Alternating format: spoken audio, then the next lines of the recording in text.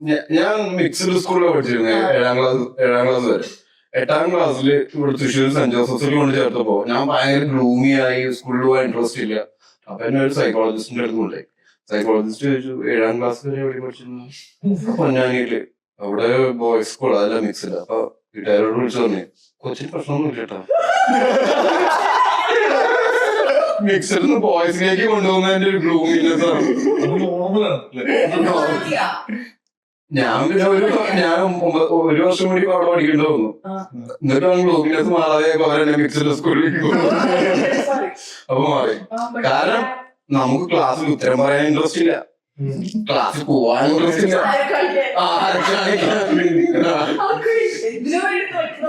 ഒരു മോട്ടിവേഷൻ.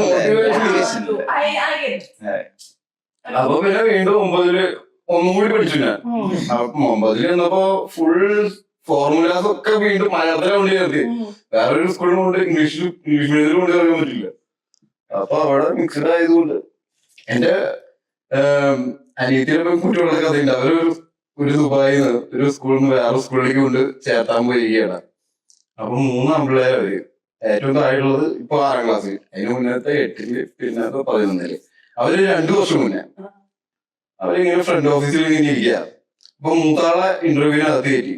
അപ്പൊ ഏറ്റവും താഴെയുള്ള ആള് അവിടെ ഫ്രണ്ടിൽ നിന്ന് സ്കൂൾ ബുക്ക് എടുത്തു, ഇയർലി ബുക്കില്ലേ, അത് ഇങ്ങനെ തുറന്നു നോക്കി. പെട്ടെന്ന് അടച്ചു വെച്ചിട്ട് നടുവിലുള്ള പയ്യനോട്, എടാ ഇത് ബോയ്സ് ഓൺലിയാ, ഇവിടെ പെൺകുട്ടികളില്ല. അതെന്താ ഇങ്ങനെ ഉറപ്പിച്ച്? കണ്ട ഫോട്ടോയിലൊന്നും മറ്റേ പെൺകുട്ടികളില്ല. ക്ലാസ് ഫോട്ടോ ഇല്ലേ, അത് തുറന്നു നോക്കിയപ്പോൾ അവന് മനസ്സിലായി മറ്റേ വെക്കേഷൻ സമയത്താണ് പോണത്. പോയത് ഇയർലി ബുക്ക് തുറന്നു നോക്കും, എല്ലാ ആൺപിള്ളേരും മാത്രം.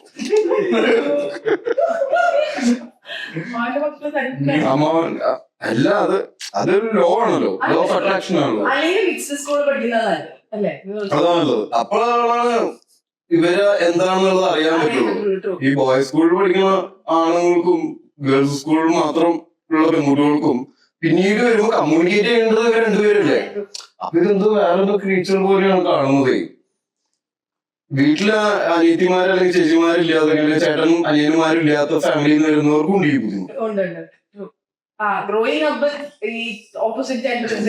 ഈശ കണ്ടുകൊണ്ടിരിക്കുമ്പോഴും നമുക്ക് ആ ബുദ്ധിമുട്ടുണ്ടെങ്കിലും, പക്ഷേ ഉണ്ട്. പക്ഷെ മാനൊക്കെ വേണ്ട.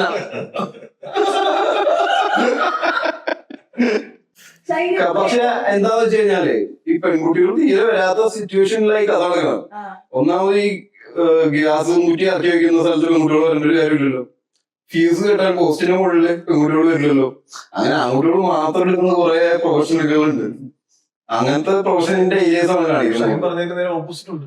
പെൺകുട്ടികൾക്ക് സാന്നിധ്യം വേണ്ടേ, അതിന് കുറച്ച് മീശക്കാരും വേണ്ടേ. ഈ സിനിമ പെൺകുട്ടികൾ കൂടുതൽ അട്രാക്റ്റഡ് ആവണ്ടേ? ആണോ? അങ്ങനെയാണോ?